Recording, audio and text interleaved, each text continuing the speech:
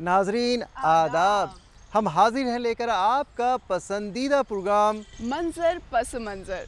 और इस प्रोग्राम में आज मैं आपके साथ आपकी मेज़बान रेखा और मेरे साथ हैं शाहनवाज हाशमी। हमारे इस ख़ास पेशकश में हम आपको रोशनास कराते हैं दिल्ली और उसके अतराफ़ में होने वाली सरगर्मियों से, जिन सरगर्मियों के बाबत आप जानना चाहते हैं या फिर से उन्हें देखना चाहते हैं। जी हाँ रेखा, सही फरमाया आपने कि हम इस प्रोग्राम मंजर पस मंजर के हवाले से अपने नाजरीन को अदबी, सकाफ़ती और तहज़ीबी सरगर्मियों से रोशनास कराते हैं और अपने सामीन को ये दिखाने की कोशिश करते हैं कि हमारे अदब के सरमाए में क्या कुछ हो रहा है, सकाफ़त की दुनिया में क्या कुछ हो रहा है और हमारी तहज़ीबी विरासत कैसी चल रही है। जी हाँ, और इसी सिलसिले में आज हम आप पहुँचे हैं दिल्ली यूनिवर्सिटी के नॉर्थ कैंपस में और यहाँ पर हम मौजूद हैं आज हंसराज कॉलेज में। यहाँ कुछ ख़ास है, क्या ख़ास है? यहाँ शॉर्ट फिल्म फेस्टिवल का इनाकाद किया गया है जिसका नाम है कैंपस शॉर्ट फिल्म फेस्टिवल। इस फिल्म फेस्टिवल में फ़िल्मों से जुड़े हुए बहुत सी मारूफ शख्सियात ने शिरकत की, जो फ़िल्म को जानते हैं, जो एडिटिंग को जानते हैं, जो राइटिंग को जानते हैं, जो मुकालमे को जानते हैं यानी डायलॉग को जानते हैं। उन्होंने बताया कि किस तरीके से हमारी फ़िल्मों में लफ्ज़ों की अदायगी की जाए, किस तरीके से डायलॉग बोले जाए, किस तरीके से डायरेक्शन दिया जाए और किस अंदाज़ में हम चीज़ों को अपने नाज़रीन के सामने पेश कर सकते हैं। तो आइए अपने नाज़रीन को दिखाते हैं इस पर एक ख़ास रिपोर्ट। गुज़श्ता दिनों दिल्ली यूनिवर्सिटी के हंसराज कॉलेज में शॉर्ट फिल्म फेस्टिवल का इनाकाद किया गया, जिसमें मुल्क भर के फिल्मों से वाबस्ता मशहूर और मारूफ शख्सियात ने शिरकत की। यहाँ हिंदुस्तान के मुख्तलिफ सूबे से नौजवानों ने भी अपनी फिल्मों के साथ अपनी मौजूदगी दर्ज कराई। इन नौजवानों में बड़ा तबका तालिबे इल्मों का था। जब हमने उन तालिबे इल्मों से बात की तो उन सभी ने अपने अपने ख्यालात का इजहार कुछ इस तरह से किया।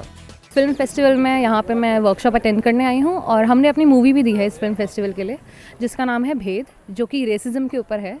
हमने ये दिखाने की कोशिश करी है कि सोसाइटी में अननोटिसेबल लोग इसे नोटिस ही नहीं कर रहे हैं, इस रेसिज्म को। ये लोगों को नोटिस करना चाहिए, ये माननी चाहिए कि ये प्रॉब्लम है और इसे प्रमोट नहीं करना चाहिए। ये कलर के ऊपर जो डिफरेंस है कि हम वाइट हैं, ब्राउन है, ब्लैक हैं, हम एशियन हैं, इस चीज़ को ध्यान में ना रखते हुए इंसान की क्रिएटिविटी, कैपेबिलिटी और पोटेंशियल पे ज़्यादा फोकस करना चाहिए। आजकल जॉब की फील्ड्स में भी सब गोरा, सबको गोरा चाहिए। तो हम चाहते हैं कि सोसाइटी से एक्सेप्ट करे कि हर तरीके के लोग हैं, हर कलर के लोग हैं और सब इक्वल हैं। सबको इक्वली अपॉर्चुनिटी मिलनी चाहिए और सबको इक्वली ट्रीट करा जाना चाहिए। तो हमारी मूवी इसी के ऊपर है। फ़िल्म हमारे समाज का आईना होती हैं और बहुत से ऐसे सवाल होते हैं जो हम पर्दे पे देखते हैं, लेकिन हम कभी कभी पूछ नहीं पाते हैं कि हम किन से उन सवालों को पूछें, क्योंकि पर्दे के पीछे बहुत सारी चीज़ें होती हैं। तो यहाँ पर हमें जो चीज़ें पर्दे के पीछे होती हैं उनको जानने का मौका मिला। वर्कशॉप के ज़रिए बहुत बहुत अलग अलग लोग आए जो फिल्म इंडस्ट्री से जुड़े हुए हैं, उनसे बहुत लोगों ने सवाल पूछे, अपनी मन की जिज्ञासाएँ पूछी। तो मुझे लगता है कि ऐसे प्रोग्राम्स होते रहने चाहिए ताकि जिन भी बच्चों के स्टूडेंट्स लेवल पर जिनके मन में जो भी सवाल हैं वो लोग अपने सवाल पूछ सकें। विशाल भारद्वाज जी आए हुए थे, उनसे इंसान काफ़ी कुछ सीख सकता है। वो इतने बड़े खुद मल्टी टैलेंटेड हैं, तो उनसे जो बातें हुई, हरीश नवल सर जो आए थे, जो स्क्रीन प्ले और स्क्रिप्ट राइटिंग पे जो उन्होंने वर्कशॉप दिया, वो काफ़ी हेल्पफुल है। मुझे लगता है कि उनसे ये सारी चीज़ें सीख के हम अपनी आगे की जो रास्ता है वो कितना आसान बना सकते हैं।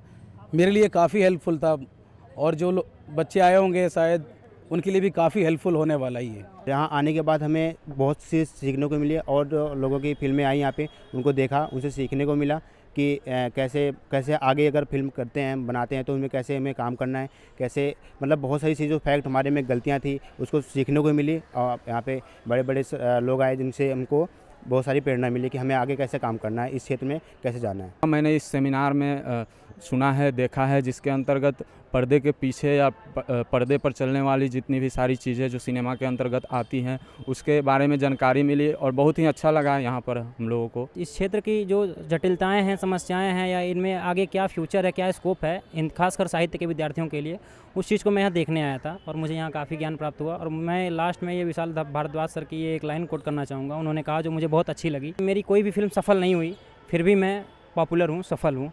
तो ये चीज़ मुझे बहुत अच्छी लगी सर। इस फेस्टिवल में आए हुए मेहमानों ने भी अपने अपने तजुर्बात और अपने अपने ख्यालात का इजहार किया। अब जो नए नए कहानीकार आ रहे हैं, स्टोरी राइटर आ रहे हैं, और मैं समझता हूँ कि पहले एक संदेश छुपा होता था हर फिल्म में, मतलब अच्छा ये बुरा ये वगैरह वगैरह बहुत सारे। और दरअसल आज की जो कहानी है उसमें कोई संदेश नहीं देती वो वो कहती है भैया समस्या ये है मतलब। और सिनेमा दरअसल इंगित करता है, इशारा करता है। आज का सिनेमा और आज का लेखक उसकी तरफ इशारा भर करता है, भाई ये ख़राब चल रहा है, ये अच्छा चल रहा है मतलब। अभी रिसेंटली एक मूवी किया था I love you the real love story, जो हिंदू मुस्लिम पर बेस्ड था। जो हमारे लव जिहाद इतने सारे हमारे देश में जो कंट्रोवर्सी है, एक इंसानियत होने के बाद भी हिंदू और मुस्लिम को लेकर जो हम बायस्ड रहते हैं, इसी पर बहुत प्यारी मूवी है। उसमें मैं एज ए सोशल वर्क का रोल किया हूँ।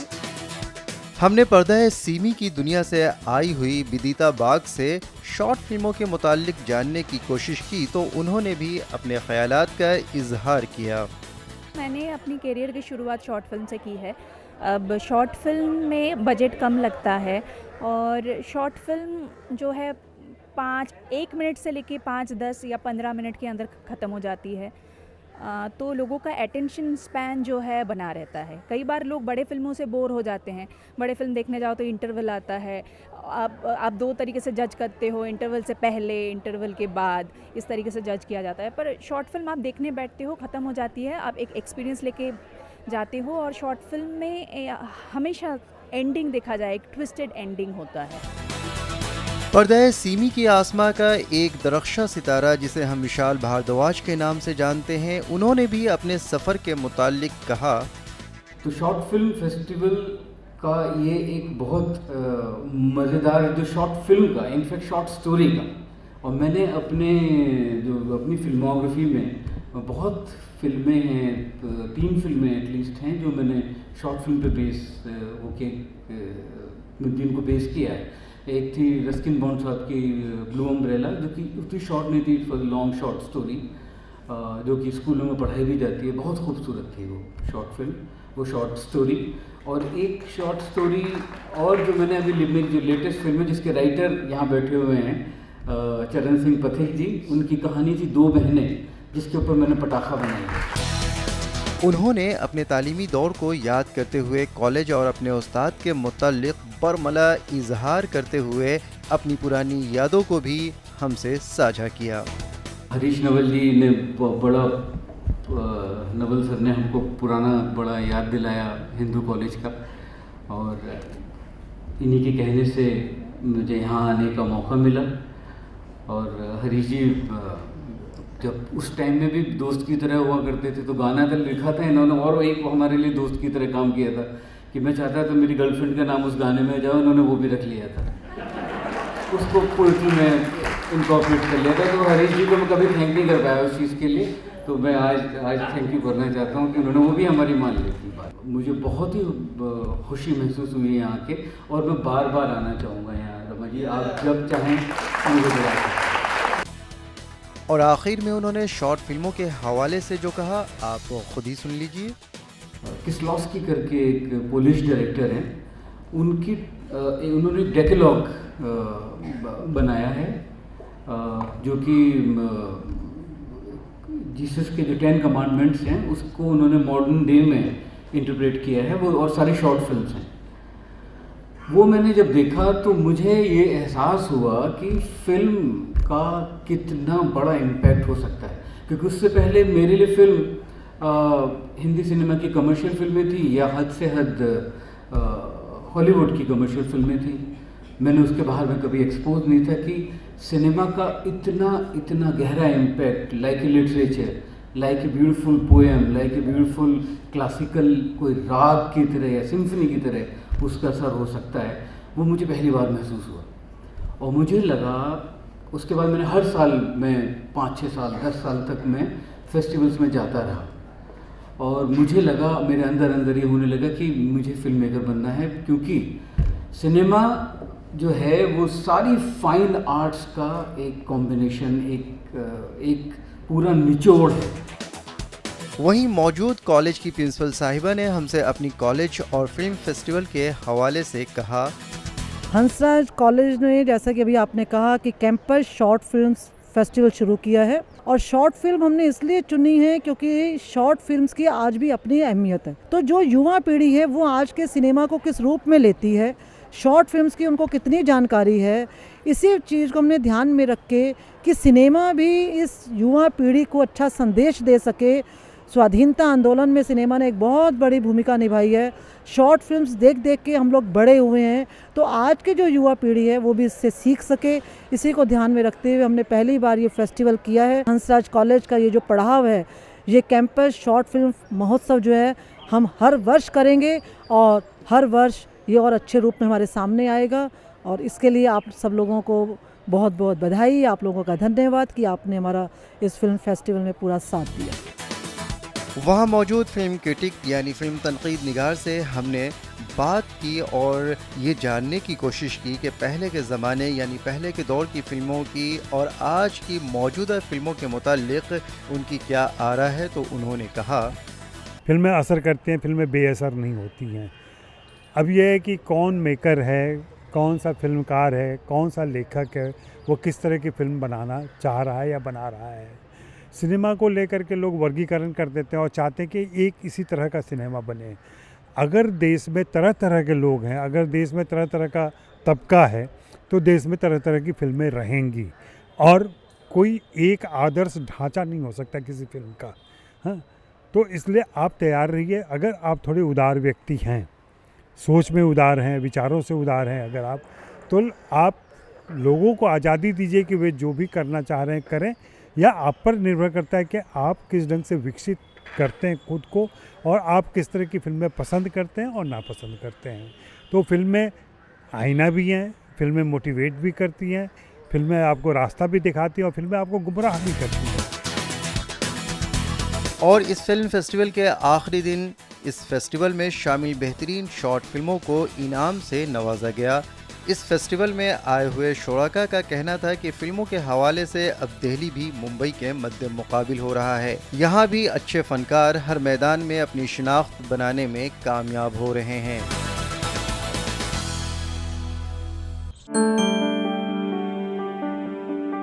तो नाजरीन, आपने देखा कि फ़िल्म फेस्टिवल में किस तरह के लोग आए हुए थे और उन्होंने अपने किन किन तजुर्बात का और अपने किन किन याददाश्तों का भी ज़िक्र किया और फ़िल्म के मुताल्लिक़ भी उन्होंने हमें जानकारी दी। न सिर्फ हमें, आपको, बल्कि यहाँ आए हुए शुराका ने भी ख़ासी उससे मदद ली और उनको मदद मिली होगी कि वो किस तरीके से अपने कैरियर को आगे बढ़ा सके। बिल्कुल, और इसी सिलसिले में अब ये सफ़र तो हम यहीं थामते हैं, लेकिन आगे हमारे सफ़र में क्या है, हम उसकी तरफ बढ़ते हैं। जी, आगे हमारे सफ़र में तो बहुत कुछ है। देखिए, इस कड़ी में हम एक ही चीज़ तो दिखाते नहीं हैं, बहुत सारी चीज़ें दिखाते हैं और हमारे पिटारे में बहुत सारी चीज़ें मौजूद हैं कि हम कहाँ कहाँ गए, क्या क्या किया, हम अपने नाज़रीन को दिखाएंगे। बिल्कुल, लेकिन उससे पहले आज की रात कुछ ख़ास है, क्या आप जानते हैं? आज की रात ख़ास तो यही है कि 7 बजे ये हमारा प्रोग्राम आ रहा है, दिन है शनिचर का, और शाम या यूँ कहिए कि रात 12:30 बजे भी 12:30 पे भी हमारा ये प्रोग्राम दोबारा से नशर होगा। यही ख़ास है। ये ख़ास तो है ही, लेकिन इसके साथ साथ आज एक और ख़ास बात है और वो है शब बारात। ओह मोहतरमा, शब बारात की बात करिए। शब बारात को कौन नहीं जानता है, हम सब जानते हैं। जैसा कि आपको भी मालूम होगा कि इस्लामी महीने का जो महीना है, जिसे हम शाबान कहते हैं, शाबानुल मुअज़्ज़म कहते हैं, उसकी 14वीं तारीख को शब बारात मनाया जाता है। और शब बारात जो है ये ऐसी रात होती है जिसके बारे में ये कहा जाता है कि खुदा जो है इस दिन यानी इस रात को पूरे साल होने वाली चीज़ों के बारे में वो लिख देता है कि पूरे साल आपके साथ क्या होना है, आपको कितना प्रॉफिट होगा, आपका कितना लॉस होगा, आपकी ज़िंदगी में क्या क्या उतार चढ़ाव होगा। ये सारी चीज़ें खुदा इसी रात को लिख देता है। क्या बात है शाहनवाज़, और क्या कुछ ख़ास है इस शब बारात में, आइए जानते हैं। कहाँ ले चल रहे हैं हमें? चूँकि आपने शब बारात का जिक्र कर ही दिया है, तो शब बारात की अहमियत क्या है, इसकी अफादियत क्या है, इसके लिए हम आपको और अपने नाज़रीन को सीधे लिए चलते हैं फ़तेहपुरी मस्जिद, जहाँ के शाही इमाम हमारे मुफ्ती मुकर्रम साहब हैं। उनसे हम जानने की कोशिश करते हैं कि इस रात की अहमियत क्या है। शाबानुल मुअज़्ज़म के महीने में 14 तारीख़ को बाद मग़रिब से जो रात शुरू होती है उसको लैलतुल बराअत या शब बरात कहा जाता है। बराअत का मतलब होता है बरी होना। इस रात में अल्लाह तबारक व तआला बेशुमार लोगों को जहन्नम से बरी करता है और अल्लाह ताला उनके गुनाहों को माफ़ करता है और परवरदिगार आलम अपने फ़ज़ल व करम से अपनी रहमतें और नेमतें उनको अता फ़रमाता है। हुज़ूर अकरम सल्लल्लाहु तआला अलैहि वसल्लम ने फ़रमाया कि बेशुमार लोग शब बरात में अल्लाह ताला की रहमतों के मुस्तहिक़ बनते हैं और आपने फ़रमाया कि जैसा कि मदीने के पास जो दो कबीले रहते थे, बनु रबीआ और बनु मुज़र, ये कबीले थे जिनका कारोबार था कि बकरियों को पालना और उनको बेचना।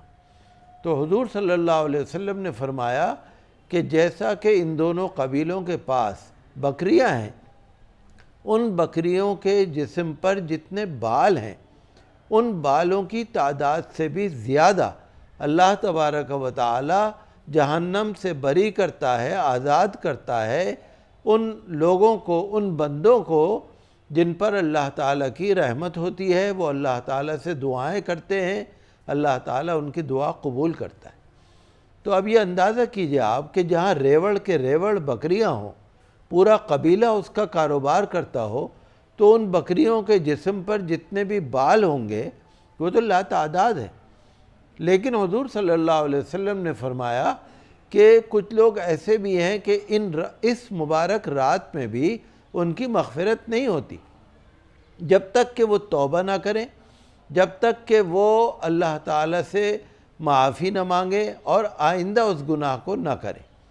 तो हुज़ूर सल्लल्लाहु अलैहि वसल्लम ने फ़रमाया कि वो शख्स जो जादूगर हो, जादू करने वाला, जादू कराने वाला, जादू पर यकीन रखने वाला, और दूसरा इंसान जो शराब पीने वाला हो, और तीसरा इंसान जो ज़िनाकारी हरामकारी करने का आदी हो और इस बुरे अमल का करने वाला हो, और चौथा इंसान वो कि जो आपस के रिश्तों को तोड़ने वाला हो।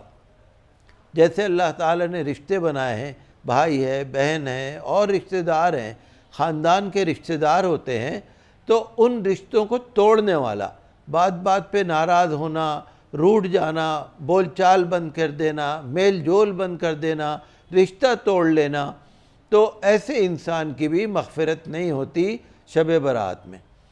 और वो इंसान के जो माँ बाप की नाफरमानी करता हो, जो वालिदैन का नाफरमान हो, उसकी भी मग़फ़िरत शब बरात में नहीं होती जब तक कि वो अल्लाह ताला से माफ़ी न मांगे और वालिदैन से माफ़ी न मांगे और वालिदैन की फरमाबरदारी को अपना अमल न बनाए। और एक वो शख्स जो चुगलखोर हो, जो चुगलियाँ करता हो, इधर की उधर बात फैलाता हो, पीठ पीछे बुराई करना, गीबत करना, किसी के लिए खामखा बुरी बातें फैलाना, इधर उधर की अफवाहें फैलाना, गीबत करना, तो वो इंसान भी शब बरात में मग़फ़िरत का मुस्तहिक़ नहीं होता। और ऐसे ही वो इंसान कि जो किसी मुसलमान से बातचीत बंद कर दे 3 दिन से ज़्यादा की मुद्दत के लिए, अगर बाई चांस अगर किसी को नाराज़गी हो जाए तो 1 दिन आप बोलचाल बंद कर दें, 2 दिन कर दें, 3 दिन तक अल्लाह ताला ने माफ़ रखा है। लेकिन 3 दिन के बाद भी अगर कोई किसी मुसलमान से बोलचाल बंद कर देता है तो उस इंसान की भी मग़फ़िरत शब बरात में नहीं होती। तो ये हुज़ूर सल्लल्लाहु अलैहि वसल्लम ने फ़रमाया कि ये गुनाह करने वाले उनको चाहिए कि तौबा करें और शब बरात में जिस रात में अल्लाह ताला किस्मत लिखता है, तक़दीर को दुरुस्त फरमाता है, जो हमारी ज़िंदगी का फ़ैसला होता है, हमारी रोज़ी रोटी का, हमारी तक़दीर का फ़ैसला होता है कि साल भर तक किसको क्या मिलना है क्या नहीं मिलना, तो ये रात बहुत ही मुबारक होती है और ये अल्लाह ताला की तरफ से कबूलियत का ऐलान होने लगता है। हल मिन मुस्तग़फ़िरिन फ़अग़फ़िरु लह, है कोई मग़फ़िरत तलब करने वाला, मैं उसकी मग़फ़िरत करूँ। इसी तरह से हल मिन ताइबिन फ़अतूबु इलैह, कोई तौबा करने वाला है कि मैं उसकी तौबा कबूल करूँ। तो ये 14 शाबान को मग़रिब के वक्त से अल्लाह तबारक व तआला की तजल्ली नाजिल होती है दुनिया के आसमान पर, और अल्लाह की तरफ से तमाम रात ये ऐलान होता रहता है। तो जो लोग शब बरात में इबादत करते हैं, अल्लाह ताला का ज़िक्र करते हैं, कुरान करीम की तिलावत करते हैं, सलातुत तस्बीह पढ़ते हैं या नफिल पढ़ते हैं या अल्लाह ताला का ज़िक्र करते हैं, तो वो लोग इस शब बरात में अल्लाह ताला की रहमतों के मुस्तहिक़ होते हैं। तो इस रात में नफिल भी पढ़ने चाहिए, कुरान करीम की तिलावत भी होनी चाहिए और अल्लाह ताला का ज़िक्र भी होना चाहिए। भाई वाह, मुफ्ती साहब ने हमें बहुत कारामद बातें बताई, लेकिन इसी के साथ साथ अगर हम दूसरी तरफ रुख करें तो हमारे नौजवानों से मुतालिक बहुत सारी ऐसी बातें हैं जो सुनने में आती हैं। उनके बारे में क्या कहेंगे शाहनवाज़, अगर आप मेरा इशारा समझ रहे हैं? जी जी, मैं बिल्कुल समझ रहा हूँ। देखिए, ये रात वाकई और हकीकतन सिर्फ़ इबादत की रात है।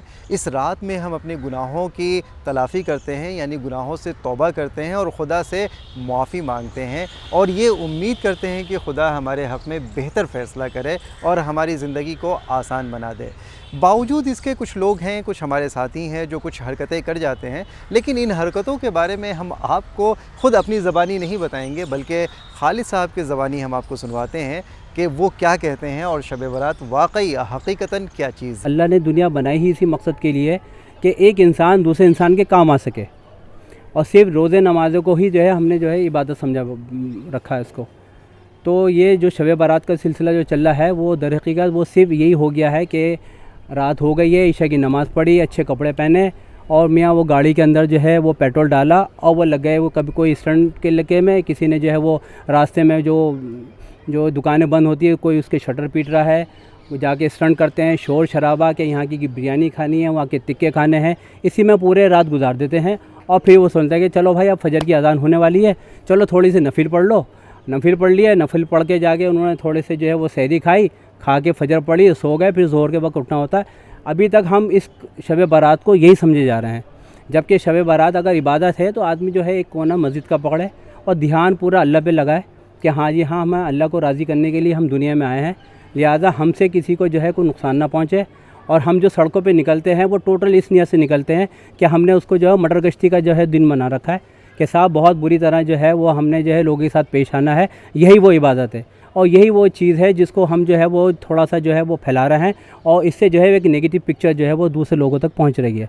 जबकि इबादत का मतलब बिल्कुल जस्ट उसका उलट है कि हम जो है वो टोटल ध्यान जो है वो अल्लाह की बारगाह में लगाएं, उसकी जो है वो हम तो सना बयान करें, वो मस्जिद में जो है कोना पकड़ के हम उसकी जो है वो इबादत में मशगूल हो जाएं। ये तो हमने देख लिया, लेकिन शाहनवाज़ एक और सवाल मेरे जहन में आ रहा है कि इस शब बारात पर कुछ खाने पीने का इंतज़ाम भी किया जाता है, तो शायद आप यहाँ भी मेरा इशारा समझ रहे हैं और इस बारे में हमें कुछ बताइए। देखिए, नाजरीन के साथ हम आपके भी गोशगुजार करते चले कि देखिए, खाने पीने का इंतज़ाम अगर हम दूसरों के लिए करते हैं तो ये बहुत अच्छी बात है, सवाब की नीयत से हम करते हैं तो बहुत अच्छी बात है, लेकिन किसी दिन ख़ास मुतय्यन करके अगर हम ऐसा कुछ करते हैं तो ये गलत है।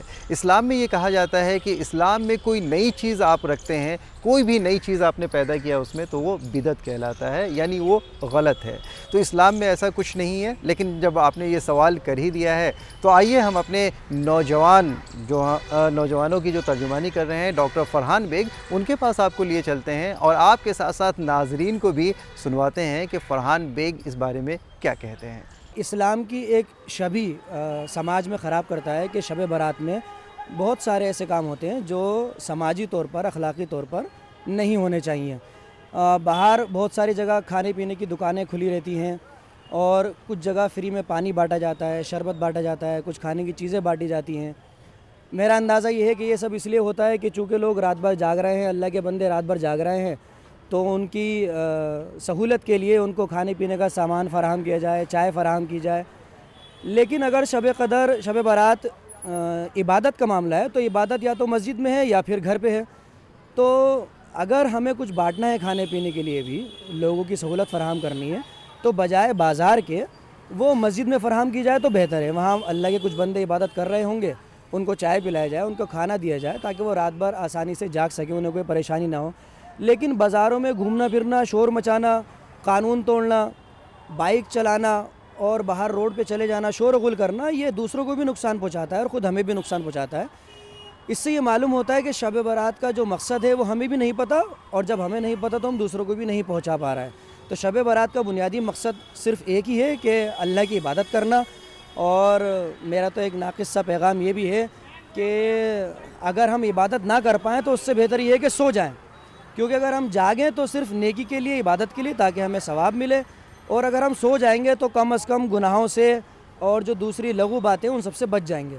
तो बेहतर ये है कि हम इबादत करें, सिर्फ इबादत करें, और चूँकि ये एक नफली इबादत है तो हम घर पे भी कर सकते हैं, और इबादत नहीं कर सकते तो हमें उससे बेहतर ये है कि हम सो जाएं, रात को सुकून से गुजारें और दूसरों को भी सुकून से सोने दें। नाज़रीन, आपने भी देखा कि किस तरीके से लोग इस्लाम में नई चीज़ों को पैदा कर रहे हैं। ऐसा नहीं करना चाहिए। जब इबादत की रात को सिर्फ़ इबादत ही करनी चाहिए। और इबादत कहाँ होती है? जैसा कि हमारे फरहान साहब ने बताया कि इबादत मस्जिद में या घर में। इबादतों से घर को आप आबाद कीजिए, ऐसा भी कहा गया था। हमारे स्कॉलर्स ने बताया था कि इबादतों से अपने घर में उजाला करना चाहिए, इबादतों से अपने घर को रोशन करना चाहिए। इसी तरीके से मस्जिदों में इबादत करना चाहिए। और खाने पीने का अगर इंतज़ाम करना है तो वो मस्जिदों में कीजिए ना, जो लोग इबादत करते हैं उनके लिए आप कीजिए, ताकि आपको भी वाक़ईतन सवाब मिले।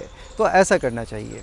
तो नाज़रीन, इसी के साथ हमें यानी मुझे, शाहनवाज़ हाशमी और रेखा को प्रोग्राम ख़त्म करने की दीजिए इजाज़त। रुकिए शाहनवाज़, अभी कुछ और कहना बाकी है। हमारे नाजरीन हमें देख रहे हैं तो ज़रूर वो हमसे कुछ कहना भी चाहते होंगे। जी हाँ, सही कहा आपने। हम मेल आईडी बता दें उससे पहले अपने नाजरीन से हम भी ये गोश गुजार करना चाहते हैं कि आपको हमारा ये प्रोग्राम कैसा लगता है, इसमें क्या बदलाव चाहते हैं, इसमें कुछ नया क्या चाहते हैं, वो भी हमसे लिखना ना भूलें। हमारा मेल आईडी है ddurdufeedback@gmail.com। पता एक बार फिर से सुन लीजिए, ddurdufeedback, मोहतरमा आप भी सुन लीजिए, ddurdufeedback@gmail.com। इसी के साथ आप सोशल मीडिया के ज़रिए भी हम तक पहुंच सकते हैं। बहुत सारे अलग अलग प्लेटफॉर्म्स हैं जिनसे आप हमसे अपनी बात साझा कर सकते हैं। और हाँ, वो प्लेटफॉर्म है फेसबुक, ट्विटर और यूट्यूब। तो नाजरीन, इसी के साथ अपने मेज़बानों यानी शाहनवाज़ हाशमी और रेखा को दीजिए इजाज़त, इस उम्मीद के साथ कि आपसे फिर किसी रोज़ ज़रूर मुलाकात होगी। तब तक के लिए खुदा हाफिज़।